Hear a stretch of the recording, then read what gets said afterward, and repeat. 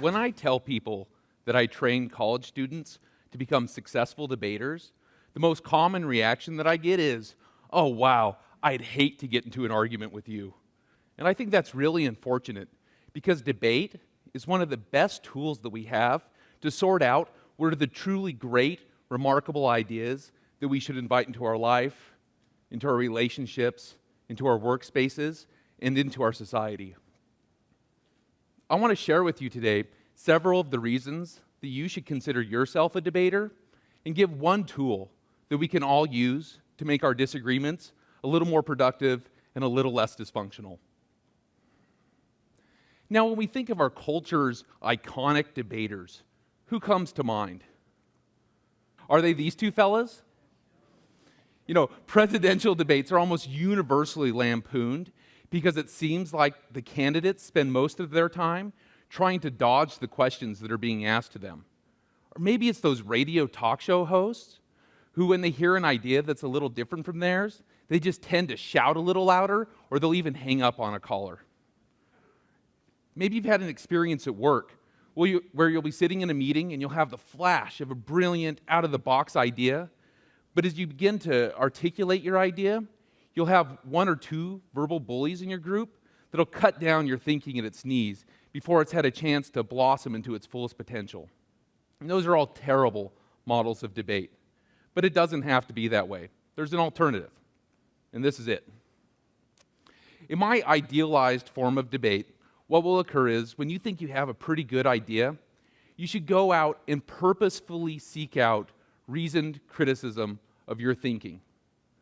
And the reason that we do that is because when somebody can smash their critique into our idea, it starts to expose some of the fractures and fissures that exist in all of our thinking. And that's a wonderful opportunity because then you get an opportunity to revise your thinking and take your idea from something that was pretty good to something that's truly remarkable and transformative. But how do we get to this idealized model of debate?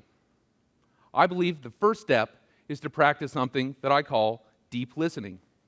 In deep listening, it's really simple, but it's very difficult to put into practice. And the idea is that basically, when I hear an idea that I think is a little bit different from mine, I should encounter it with an open heart and a compassionate mind.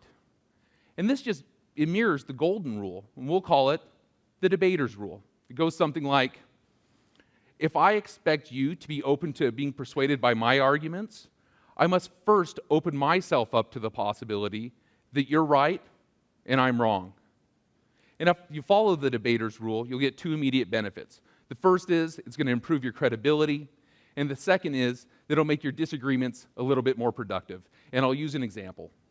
When I work with the University of Rochester's debate team, we have to develop argument strategies to take into debating competitions.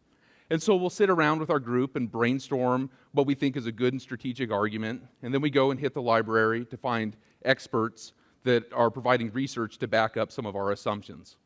And invariably, midway through that process, somebody from our team will turn up some evidence from an expert that suggests the course of argument that we've picked is wrong, that we're on the wrong track.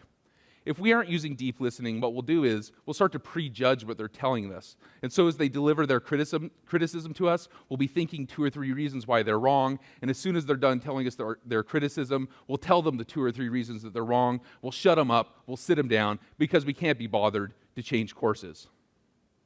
But if we were to use deep listening, what we would do is we wouldn't prejudge what they're saying. We'd give it a full listen, and we might even ask them a couple questions. And what that would mean is, if we ever got to the place where we might disagree with one another, they would feel like they were still a valued member of our team, even if we didn't choose to go with the argument they were selecting. The other benefit, like I said before, is it makes your disagreements more productive. I think a lot of the time when we get into arguments with each other, we're really just fighting at the shadows of each other's ideas. And that's because when you have a really brilliant, creative idea, it's hard to articulate that at first blush. And so if we can have a little bit of compassion with each other and realize that everybody's struggling to explain their best thinking, it means we'll sit with each other for a while and we'll try to help each other define the contours of our ideas.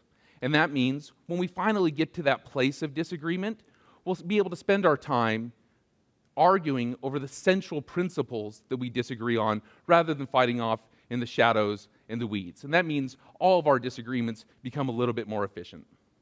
And so what I've shared with you today is that debate is an incredible tool that we can all use to figure out what are the remarkable, revolutionary, awesome ideas that we should invite into our lives. But the only way that debate can fulfill its potential is if we encounter each other with a compassionate heart and an open mind. Thank you.